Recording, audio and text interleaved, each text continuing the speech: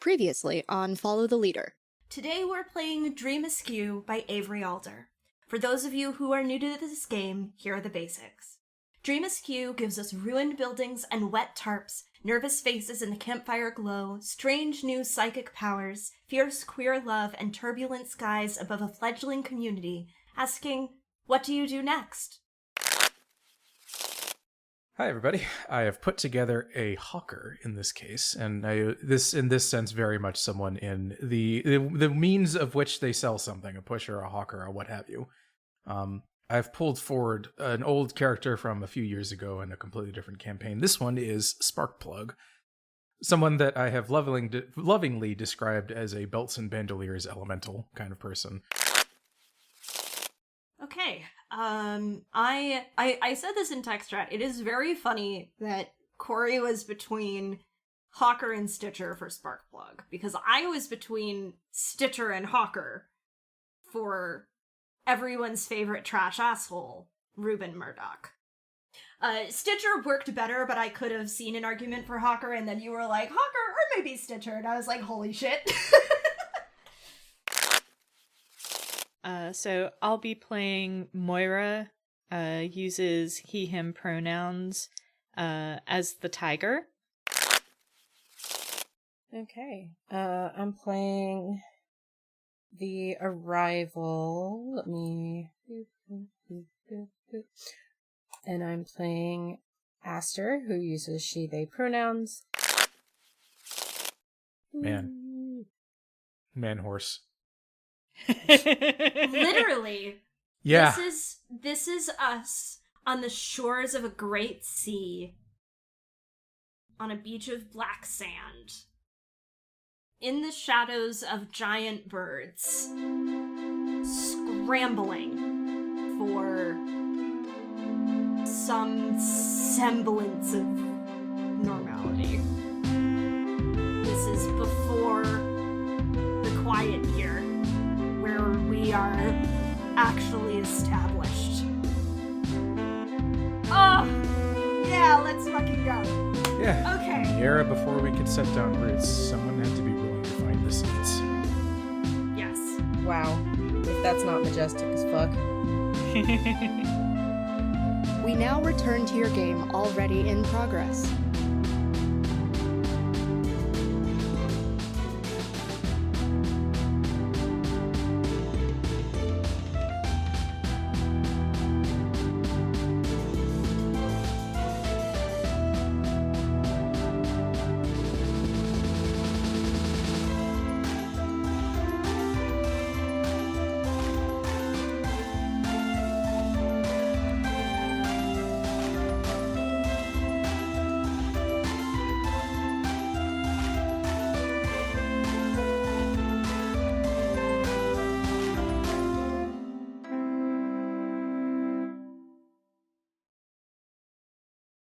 So, yes.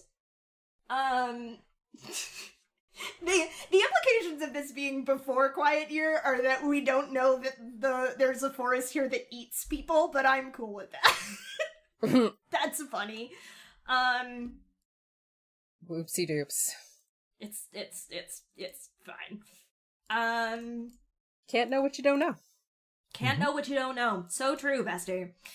So, okay, I'm gonna come straight out and admit that I only have the play kit, which means that all of the talk about idle dreaming I don't have in front of me. So, and I recognize the fact that that was not a parsable sentence. I think that idle dreaming is a part of belonging outside belonging that gets put to the side too easily in favor of, oh, I'm going to make belonging outside belonging playbooks and world tendencies, and those are going to be really fun and kind of weird, and I'm going to assume that everybody knows how to play a belonging outside belonging game, and it's like belonging outside belonging is genuinely way more complex than you think it is because of how open-ended it is. And I want to make sure that we are telling a good story. Yeah. So, as part of Idle Dreaming then, how long have we been here, like when we zoom in, how close to our arrival are we?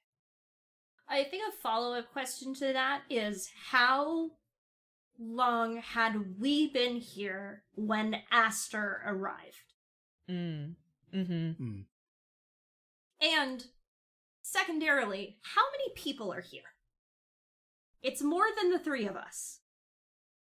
Has to be. How could we get all these funny relations otherwise? Exactly.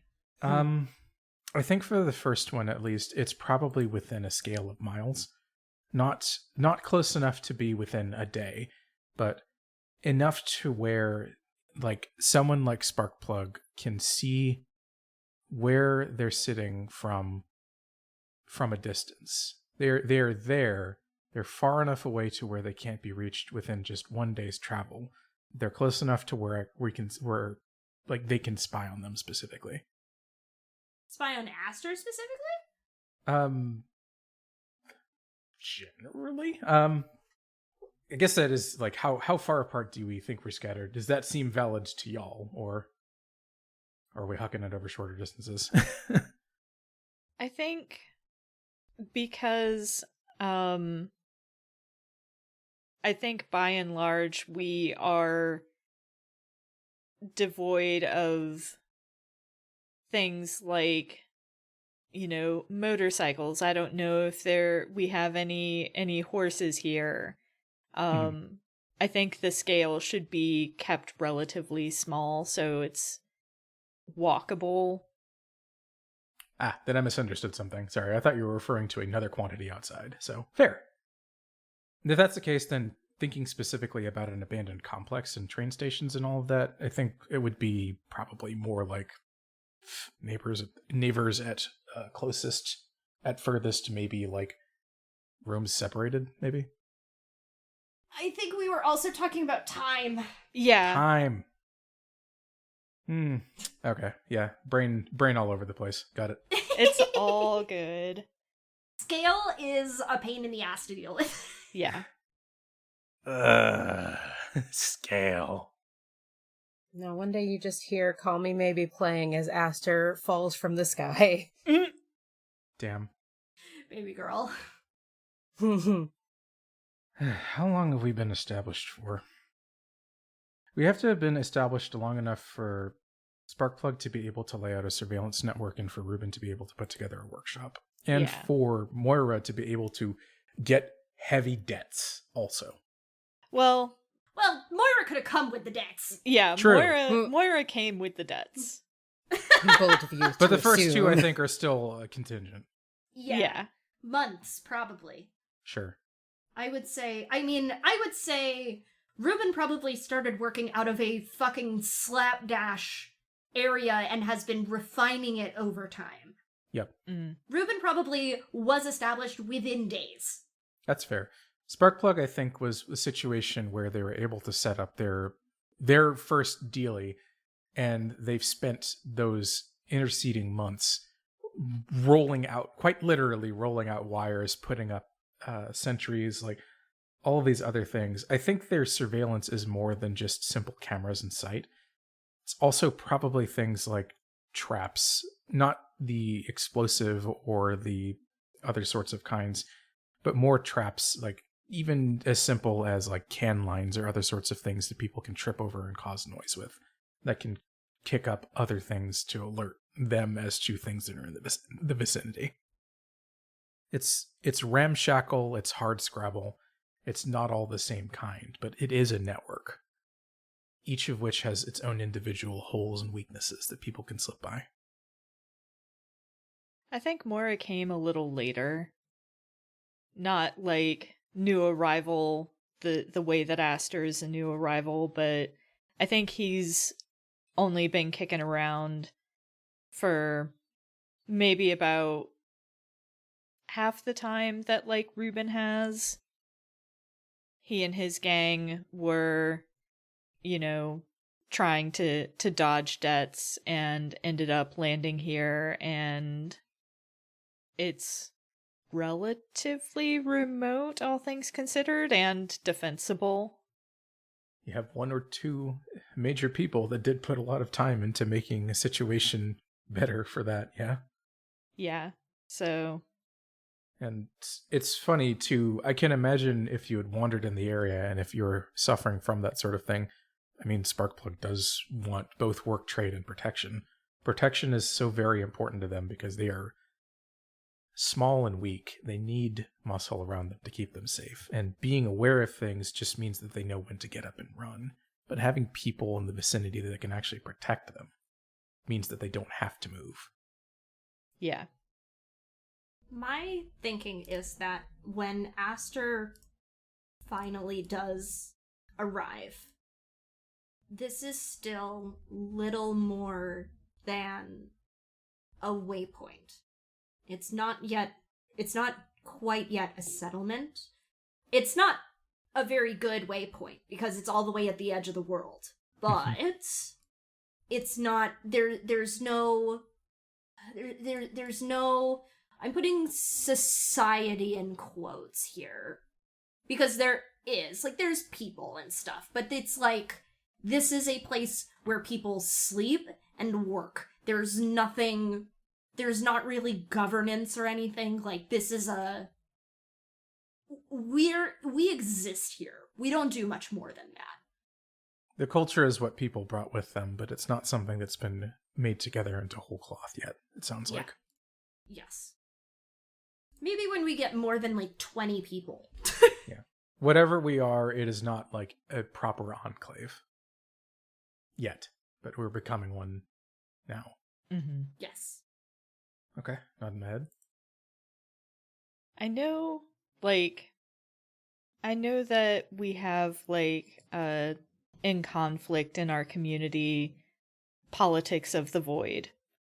But, as general background radiation, we have, goddess cults. How do we think those two manifest together? Do we have anyone particularly religious in this enclave at this point? Or have we, by and large, abandoned the thought of gods? I think Sparkplug can see things when they're in trips, at most. One of the reasons why they chase those mind-altering substances is because it is a perception of things beyond, and they don't know if it's necessarily related to the holy or to the religious, but it is a weakness of a connection in that sense. They're largely someone who tries to keep a strictly transactional relationship, preferably one where they have the advantage. And in these moments when they are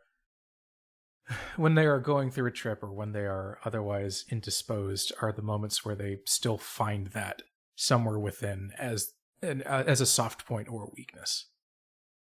I mention this because one of the Hawker's weak moves also mentions accidentally opening their brain to the world's psychic maelstrom. So Oops. They're searching for a connection in those moments. This may be where they end up accidentally. Phenomenal. Now that's making me look at the weak moves for... Yeah, that sounds right. Mm-hmm. I love that because Sparkplug does it accidentally. Ruben could just do that. Ruben can just do that. Purposefully. Bizarre. Interesting. The Arrival can also do it accidentally. Oh boy. Hey, Oh what boy. happens when two people do it at once? And they both don't intend to do it? That's how babies are made. Oh no. I was going to say Good. feedback loop to that would be very bad, which I am going to say let's put in our pocket for later. Yeah, surprise tool that'll hurt us later. Yep, it'll be great. Mm-hmm. I love to make later me hurt. I'm deeply attached to this group already, holy shit. Yeah. Have we figured out what we've needed to regarding that, though? I think it's something that is ever evolving, but the bones are in place, right? Okay, we'll take the bones. Skeleton.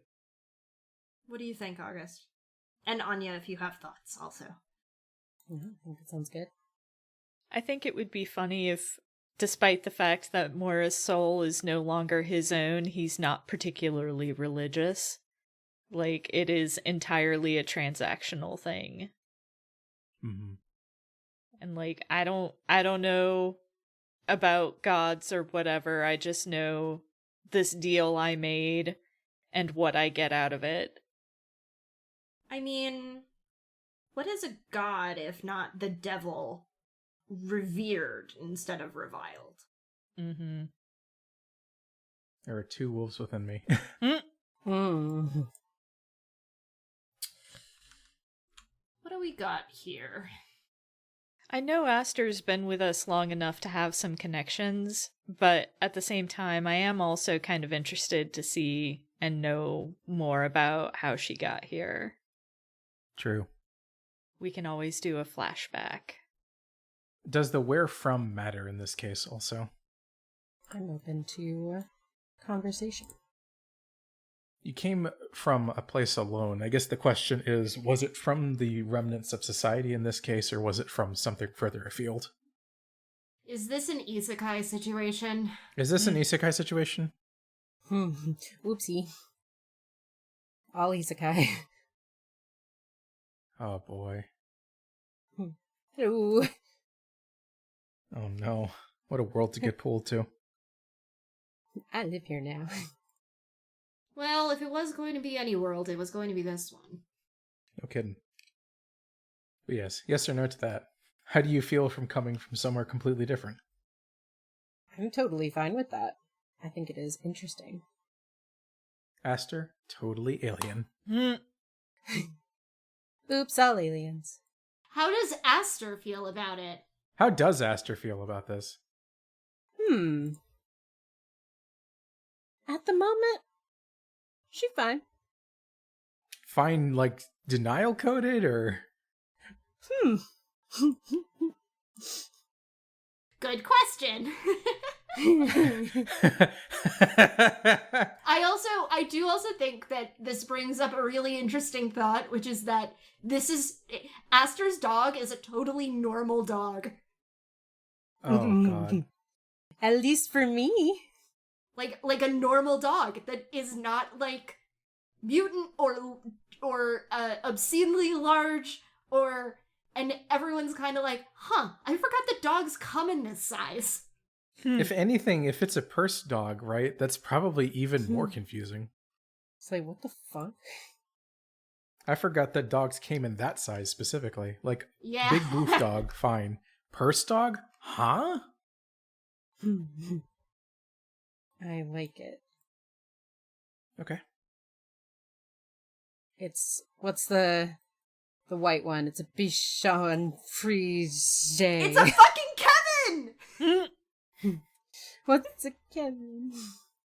The white scrungly looking Bichon freezes. Oh. I have another question for Aster. Yes. Who came to you most recently asking to make a call? And who were they trying to reach? Which one of you is the most desperate for outside contact? It doesn't have to be one of us. It can be Okay. anyone. It could be one of us. If one of the others has a strong idea. Mm-hmm. I don't think Ruben does. I don't know if Ruben knows about the phone yet. Sparkplug knows. Boy, have I got a surprise for you. Ruben might be so caught up in their own work that they know that Aster is here, but they don't know that this phone functions. So lost in the sauce. I think Sparkplug is busy trying to figure out if using the phone will blow up in their face situation, because they have some people they're trying to hide from. Would you like to call someone about that? No, I would not. Thank you. Moira, who you calling? I was thinking that Moira might try to make a call. Who are you trying to call and who do you reach instead? Ah, good. Oops. Who's singing the wrong number song? So I think this could easily be a scene. Yeah. With Moira approaching Aster. Yeah, to like ask to use the phone. Yeah. Have you called this person, or I guess tried to call this person before? Is this just like, I'm used to you doing this, or is it the first time?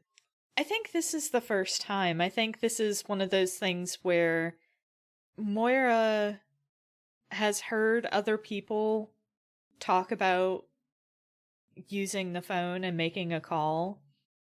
And I think he finally kind of breaks down, because it's like there are 3 other people that were very important to him, and they all decided to go their separate ways for safety purposes. And now there's an opportunity to potentially make contact again. I was going to say jeopardize that safety, but go on. Potato, potato. Yeah, same difference, right? So I think Moira is trying to reach out to Ash. All right. But I think we all know who picks up instead. Step into my phone booth. I mean, room. Step into my phone booth. Said with a slightly sarcastic tone. Like, everyone's just always in here using my freaking phone. What does Aster's room situation look like? Like, have they... I thought you were gonna ask her phone. I was like, I don't know, iPhone 18 Pro Max. Go on. No, just like, has Aster, done any decoration? Like, is this something that she views as being a temporary situation, or is she like settling in? I think the only decorations are those that she has bought. This dog needs a name. That she has acquired for her dog, because she would not let her dog go without the amenities that it needs.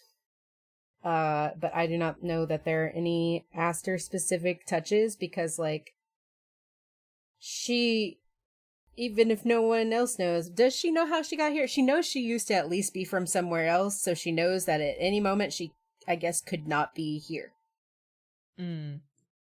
She doesn't feel tied to it, but she's also not gonna let her dog go without the vest. She's been stealing dog stuff from you, I'm sorry. Sorry about that, Sparkplug. I stole the dog beds.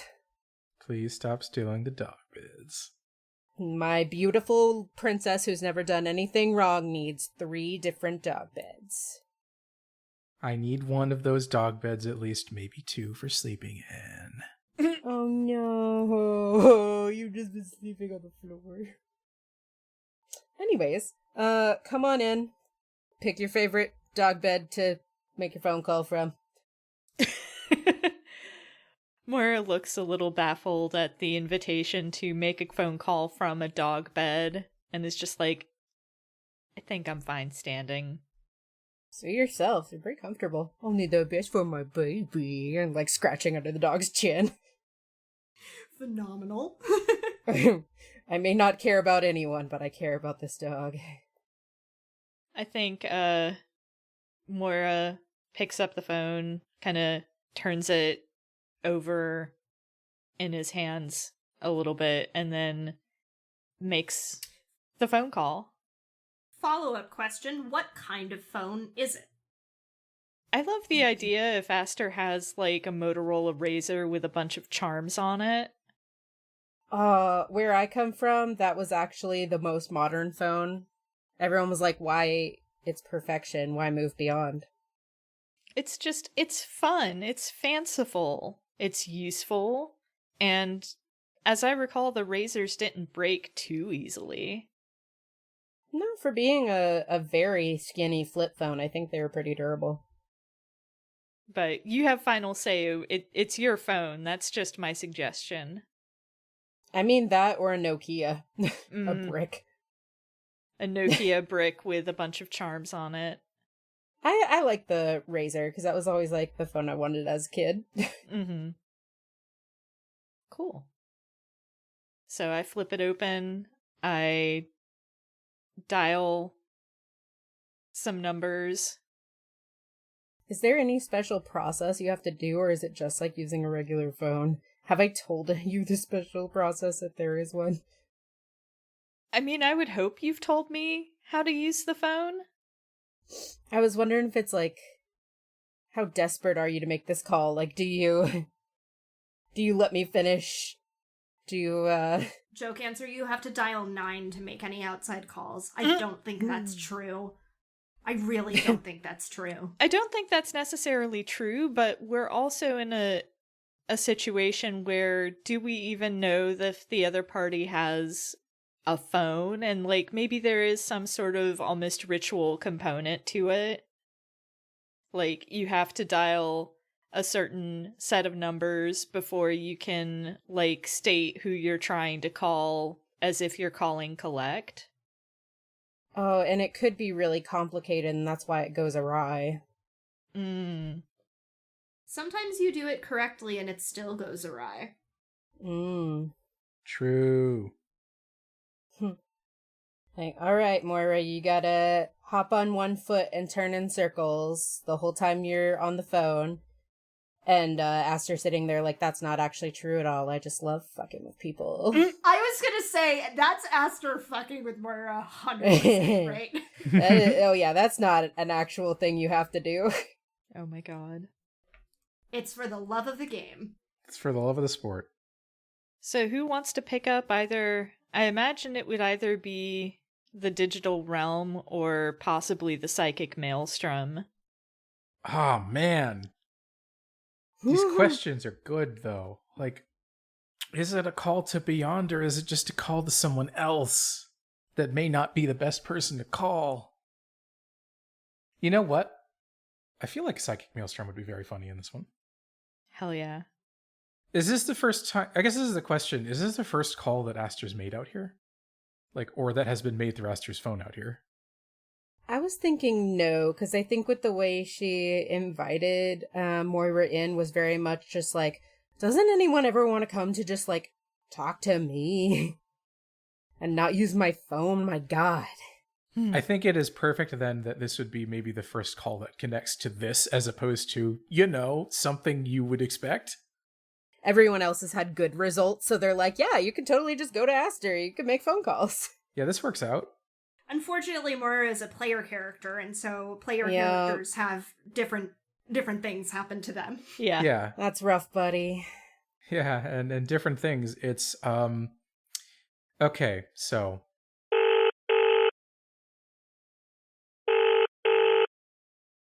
I'm gonna call on some sensory things here. Sometimes when you make a phone call, right? You know how you kind of get like the sounds like the kind of stuff? Mm-hmm. Of interfering signals.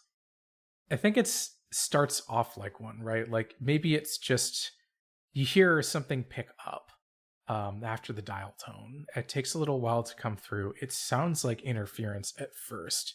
And I don't know if Moira knows the sound of interference in that way, but I think it spreads out from there. And the sound is something that, while it comes from the earpiece originally, projects outwards from the phone. It becomes more than just sound. It also begins to project into sight. It invades senses in ways that a purely audio medium should not normally. Does Astrid experience this too? Good question. Why not? Yeah. So Astrid is just freaking out like, what the fuck did you do? Yeah. It is a literal projection outwards. It is sound, it is sight. More is starting to come through. It could be smell, it could be speech. The psychic maelstrom. Close your eyes, open your brain. Something is wrong with the world. That something is the psychic maelstrom. It's just beyond our everyday perception, ever present and howling. It can offer guidance, protection, even flashes of brilliant inspiration. But it's hungry, and nobody knows what will satisfy its appetite. How literal is this howling? I think it's there. I think it is somewhere between the howling of an Arctic wind and the howling of a wolf. I think at the same time, both Moira and Aster can feel this is not something that is spilling out in hostility yet. It is present, it is listening, and both of you are being watched. Can I add a detail? Sure. Yeah? Is it, like, just deafeningly loud? You know when something's, like, so loud, it kind of makes the inside of your ears, like, rumble?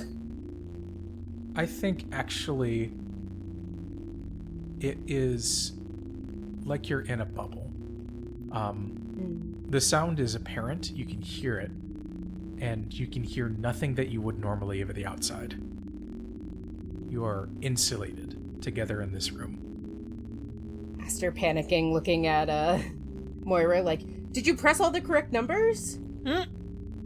I think I'm going to use a weak question here and ask what makes me vulnerable in this situation. Did you come here with someone? Are you normally like rolling with at least one other member of your outfit?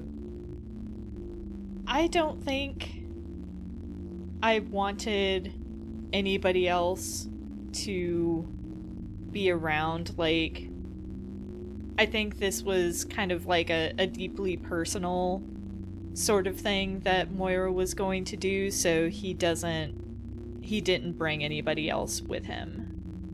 Not only are you alone, any means that you have to contact someone to call them in case of emergency is not working. And you are with someone that you do not know. Oh boy. Ouch. And both of you can tell, while you're being observed, there is an expectation of tribute. And both of you know what that tribute is. But what do you do? And what do you offer?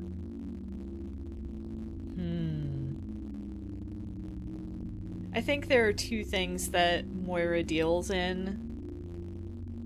The first and foremost of them these days being violence, but, you know, he also has a history with music and sound. So, not wanting to inflict violence on Aster, he falls back to trying to whistle a tune that he played with his former compatriots.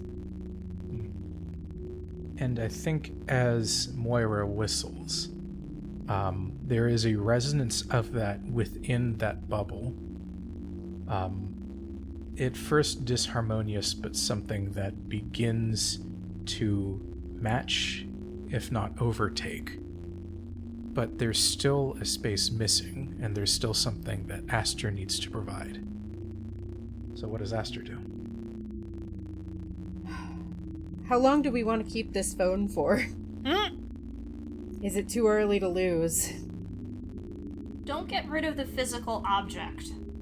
But I think it's okay to break it. Okay.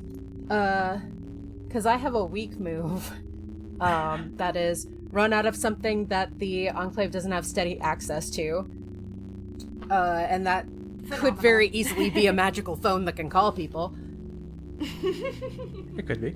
Yeah? Could be. I think Aster is panicking at this point. Like, she's clearly been the whole time just like, what did you do? What did you press? Like, did you press all the right numbers in the right order? The whole time, I guess Moira's just been kind of standing there like, oh, what the fuck? Aster's been panicking.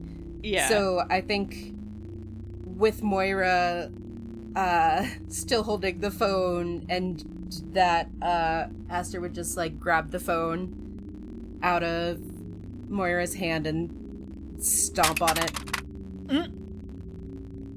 That's fun. Okay, I think it's not going to do what you expect.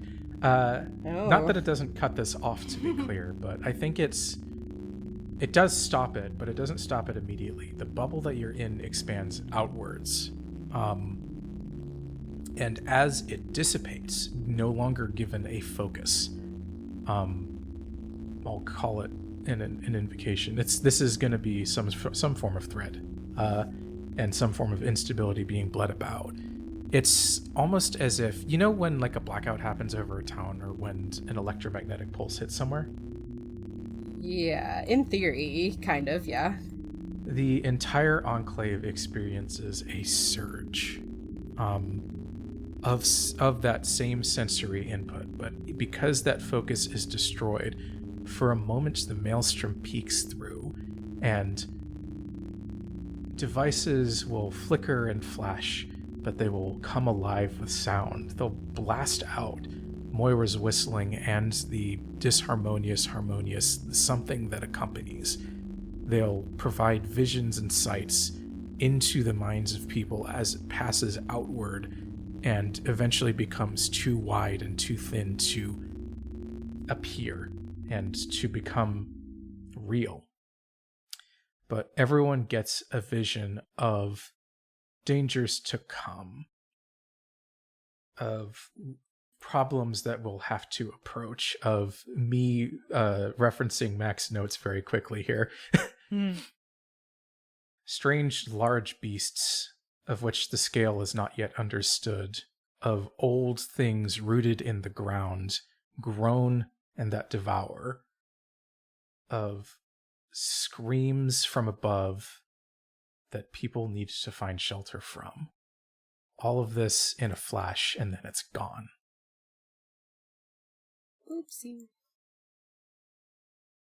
Did I do that? What the fuck? I think this is maybe there's a fucking banging. You mean to tell me people have I'm noticed? I'm not picking up a playbook because this is moving at the door. Threatening terms. I am not a concept. I am me, and I am here right now. I am here right now, banging on the door, asking to be let in. Aster will, real quick, like, scoot the broken remnants of the phone under the bed and open the door, like, oh, hey! Hey! What's up? What the hell was that? You're gonna have to be so much more specific. I don't know, what? Ruben, I think, like, fully rolls their eyes and, like, ends up leaning against the door frame because they moved, real fast and did not take their cane, and so is like, all right, hold on, I need, like, to make sure that I stay standing. This is not a thing that they say out loud. But they were like, that was I'm gonna call it an explosion, even though it was not anything physical, and if you were within, I don't know, like 20 feet of it, which I was, you know, in case you forgot that, and jerks their thumb over their shoulder where their door is half open. I live across the hall, so I know that the epicenter was here. What was that? Aster will stand up very straight and just kind of point a finger at Moira. I didn't do nothing. That was your phone. There have been so many people in this room making phone calls. What? And that has never happened. I was just trying to call an old friend. Some old friend. That wasn't her. Good, because if you know that, that's a problem. Where's the phone now? Lifts up sheet. Wait, hold on, back up. You had a phone? You had a working phone? I thought everyone knew. I've been busy. Well? Oh. Oh, you didn't, did you? You tell me how you would have reacted more in control in the moment. Oh, it would have been so useful, though. Do you see what it did? Do you feel like that's what useful is? Have you looked outside recently? Anything with that kind of outpouring of power is useful. Well, it's not gone. It's right there. Yeah, but is it working? Oh. Hands it. She'll hand it over to you. Didn't Aster kick it under a bed? Yeah, but then would, like, lift the sheet up, like, to show you the broken phone. You're welcome to try. Ruben will, like, pick it up and kind of sift through the broken parts. I'm staring at my moves, trying to figure out if I've got anything. Not really. Not at this point. Not anything that I can use to gain a token. Not here. Maybe in a second. I mean, Aster could potentially take a token because of your lore. Oh, true.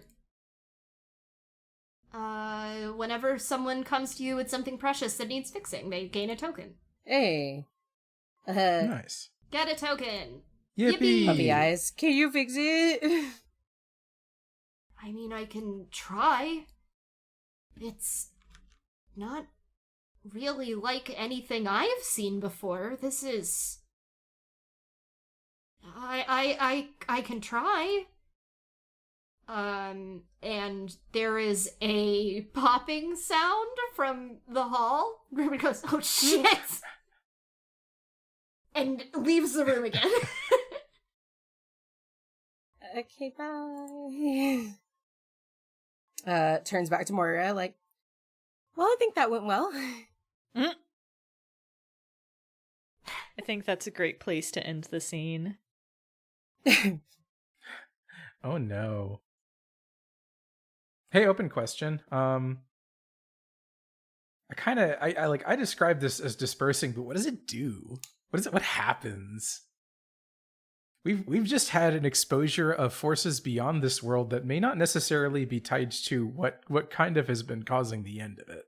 Like, what's the sitch, huh? Hey, Sparkplug, just out of curiosity, did that do anything to your surveillance network, perchance? It mighta. Normal. It's when images show up beyond your comprehension in your cameras and your alarms all start going off at once, and the one sentry that you hired and you put up on top of the building to look out at stuff is ranting and raving about things beyond your ken and your imagining. And you might have been using a little something at the same time all of that was happening. Oh, buddy. Hi, I'm Sparkplug. I might have had my brain open at that time. Oh boy. Uh-oh. I'm seeing sounds and hearing colors a little bit right now. Oh, buddy. It's not good. I would say maybe not. I'm just gonna take a token quietly, but I think with Sparkplug right now, right? It is a situation where, like, normally, right? I say normally in quotes. Normally they have like a mask over their face. They have like bandoliers all over, this, that, and the other. I think it's kind of like this inverted, like Sparkplug's senses have flipped around. It's as if their brain has been wired incorrectly. They're in an outfit that is about as stripped down as normal, like pajamas probably. and this mass of bedraggled hair is wandering around confused because they're kind of walking like a crab would, sideways, because they can see out of their ears. And if someone is speaking and someone is saying something, they're only hearing from one side right now, because that's where their eyes are facing. And they have to turn towards someone and then look at them by turning to the side to figure out what's going on.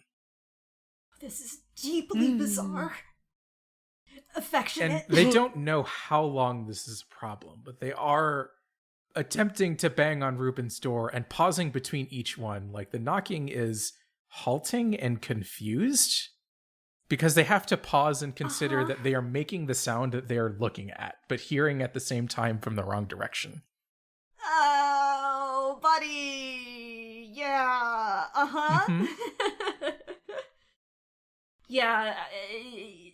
Ruben hears this incredibly disjointed knocking and is like, what the fuck? And I think we'll come over and answer the door to see, like, huh? And Sparkplug is seemingly just staring down the hall right now.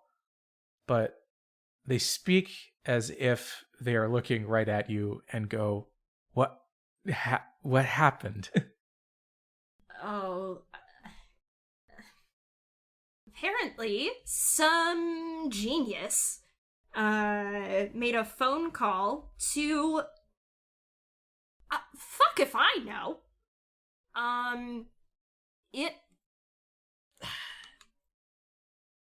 It connected, but where it connected to, unclear. I'm surprised that any phone calls have been made at all. I didn't think there was any working communication left in the last... like, laughs a little. You're not the genius in the situation. I'm a genius in every situation. What the hell are you talking about? Squints. I'm clarifying. Oh. Because I'm assuming if you're saying some genius that it's not you here. Oh, yes. Usually No, this does mean not you, this and time. that's why I need to make sure. Yes, no, not me for once. Would you believe that I didn't know that this phone existed until it broke? No, which is what makes it strange. And they twitch. Yeah. Look, I've been busy, okay? I've been busy trying to figure out how to make power work, conduction, on a wider scale than what we have right now. And is, like, squinting, like... Can I take a retroactive token for having previously been isolating myself to work on a secret personal project? I don't see you why weren't not. in the notes, so... And now not doing that in a very real way. And I think at this point Ruben will, like, squint at at Sparkplug and be like, "Are you good?" They'll, like, stand on their tiptoes and, like, tilt their head to the side, seemingly to direct their ear up at you. They're listening very well, which is strange. Seemingly. You couldn't have asked anyone who's less good if they are good. I know. And they go, so, what do you think happens if someone is doing a experiment while a big something just washes over everything at once? Oh, shit. Well, that's bad, I would say. Hey, chemical genius. Yeah, okay. Rewire my brain for me, could ya? Hold on. Yeah, come. Okay. And I think Ruben will, like...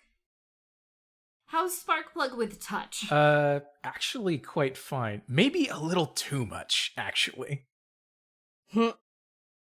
So Sparkplug might flinch? No, they actually extremely enjoy it. This is also part of the thing that they do, is the thing.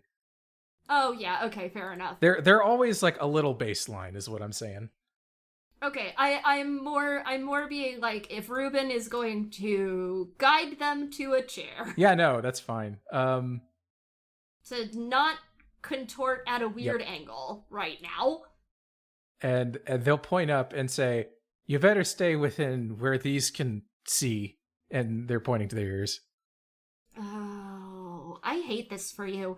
Let it be known, I hate this for you. I hate this for me too. I mean, it was cool for like 15 seconds, and then I realized what was going on and that it wasn't the dream space. Not the equivalent. 15 seconds is 15 seconds too long. The equivalent of that's nice, or that's rough, buddy. Just, that's rough. Hate that for you. I'm fine though. The thing about Ruben is that in a lot of ways they are constantly very anachronistic without, like, being an anachronism themselves. Ruben always talks like they've been isekai'd into any given setting. Ruben, I think, will just, like, fling open a cabinet which is maybe no longer in Sparkplug's line of sight. And go rifling through it. I don't know what Ruben has in there. Does somebody give me some scene setting. Oh boy. So when we say chemical, when we say mechanical, what's the funny tools in your workshop, right? Like, are we talking hand tools? Are we talking big mechanisms that you operate by hand cranks? Is it something more that has electronic components? Think mad scientist lair. Okay, so beg, borrow, barter, and steal. Got it. There's electricity rigged up to places we can't think of. There are wires springing around. The chair that Sparkplug's sitting in, I imagine, is kind of like a barber chair situation, just with a little extra on there that normally most people don't like sitting in, but Sparkplug doesn't give a shit about.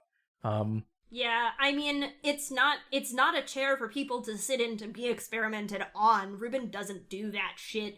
But it was scrounged up, and so looks like it has a purpose that it sure doesn't. It just happens to lean really well, and when people get leaned back, they assume some things.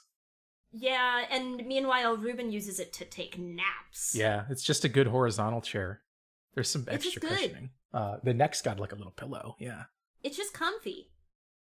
In the cabinet, I think, is a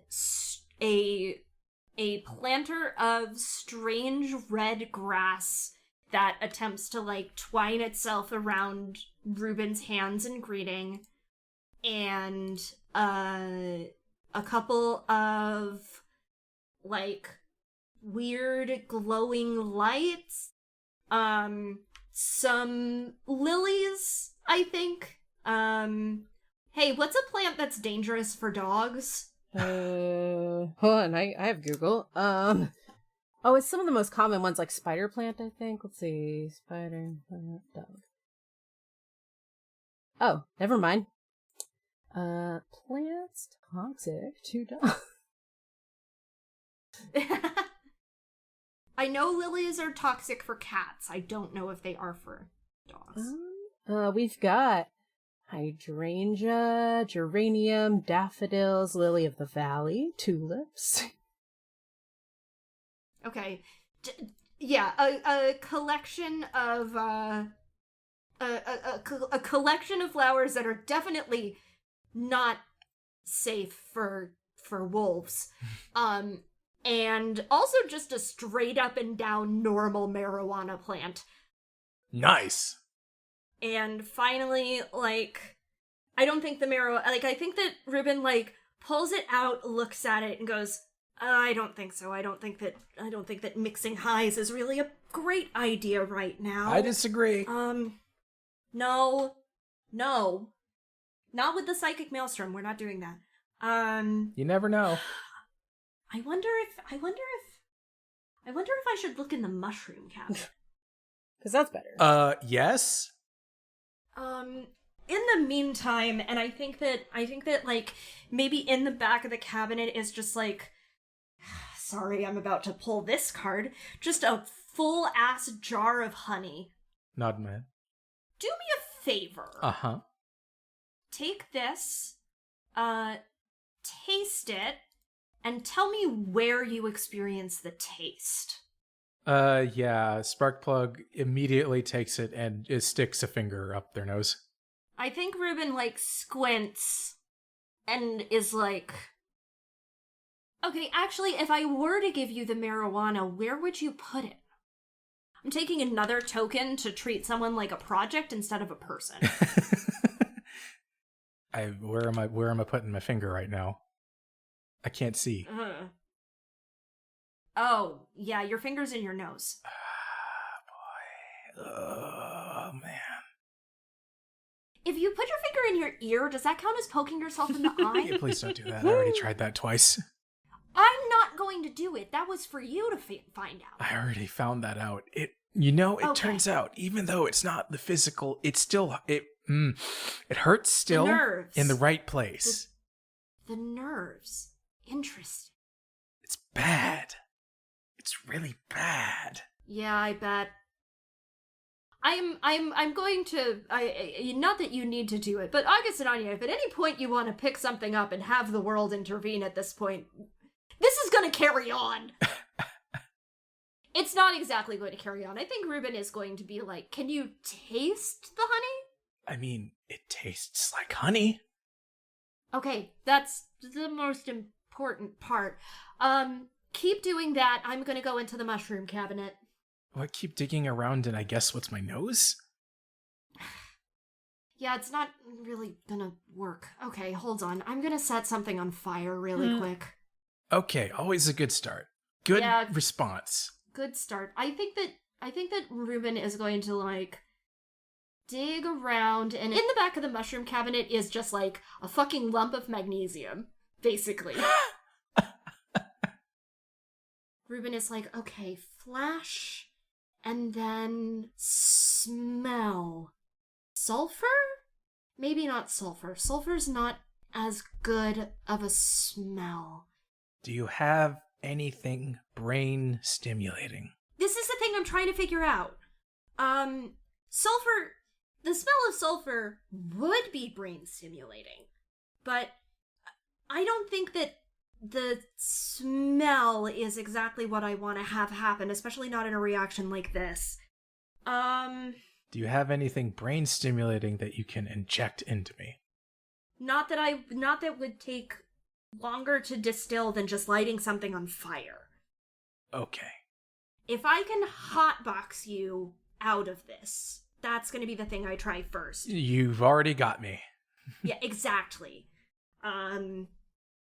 This is the method I'm going to try to do before I start to try and brew something entirely new. I don't have anything to hand. So, magnesium and not the marijuana. Don't ask me again. I'm not doing the marijuana. It's coming up later. Well, I absolutely, but first I'm going to fix which senses are coming out of which orifices. Hold on a second. How many tabs do I have open? Ruben says this out loud. Sparkplug is just sort of like, yeah, that makes sense.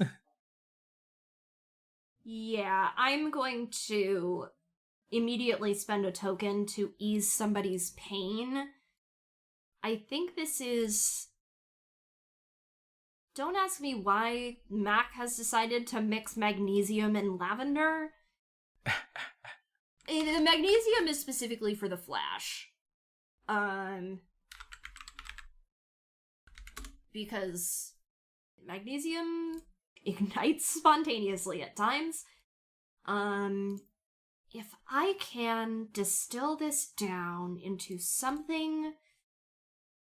and Ruben is, like, idly chattering as they work in a just, like, flash of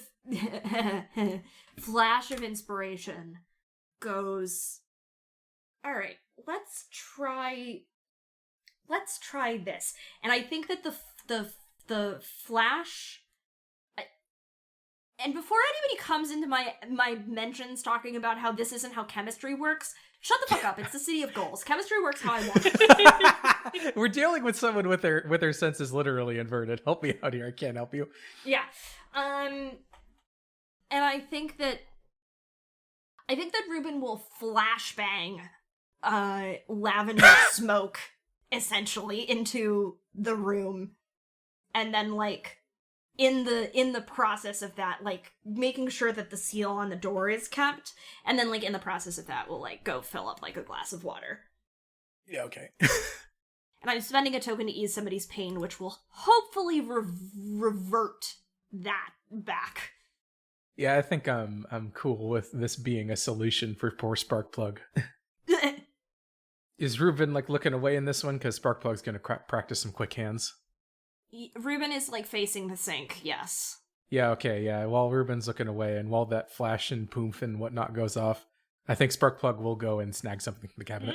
Yeah, that's fair. Sparkplug also still has a finger drenched in honey stuck up their nose. Pull it out. Cough, cough. Yeah, Ruben turns around, like, clean beaker of water in their hand and goes, yeah, you want to actually eat that now, my friend? Get caught lying, cheating, or sneaking? No. Sneaking. I I was about to No. try and lance things from the cabinet until I realized with my senses flipped around that I still have honey up my nose. Ruben, I don't think catches it. Ruben, I also think is, Hell yeah. like, whatever. Nice. Okay, then yeah, Sparkplug will finish snatching something from like the mushroom section. And Ruben will give them the beaker of water and be like, better? Yeah, except for the sticky up my nose better. Yeah, I have nothing for you on that one.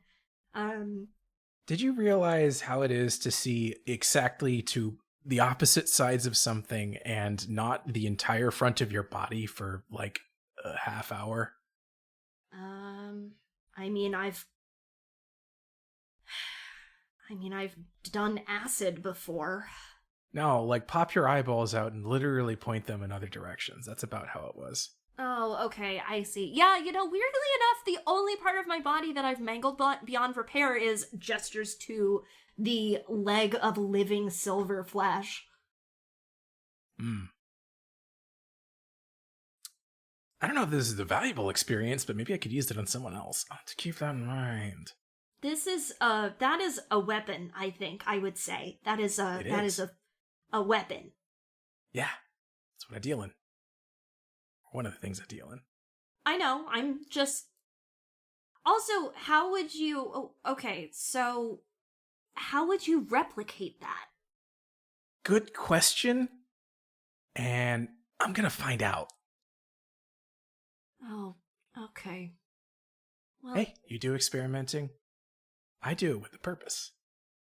do you want me to come, not supervise, but provide provide subsequent reversals for you? Well, I still got someone up on the roof raving and ranting about something that they saw. They'll probably need that fixed. Oh, shit. Okay. Fine, but, well, okay, I guess call me is a bad phrase to use in this particular situation, but... Yeah, let's not do that. If you need me, we know what the solution is now, so... Somehow. I'll try to distill it down into something that takes, less time. Nice. Okay. But I also have a phone to fix. You do Apparently. have a... Okay. Alright. Call me if you need me to look at that phone. Because I will want to look at it sooner or later. Yeah, definitely. For right now, it's just a mangled pile of parts, though, so, how useful is it? Except as scrap. I'd be surprised. You can take those apart and use something out of it. You can make it into a new array if you really wanted to. I know, but I would kind of like to see how it worked before. If I can't get it to work how it did, it will turn into an array. It'll be a whole different thing. You know, normal. And we'll attach it to the system. But for now, and Sparkplug starts dumping honey over this jar of unidentified mushrooms, which they will then begin eating. I got a place to be. Have fun. Already doing it. Don't fall off the roof and die. Probably won't. But if I do, you're there. Walks out chomping. You're not fucking immortal. Yeah, but you sure feel like it. At least if you live like me. I love this little goblin. Holy shit. They're very good. Oh boy. To be continued.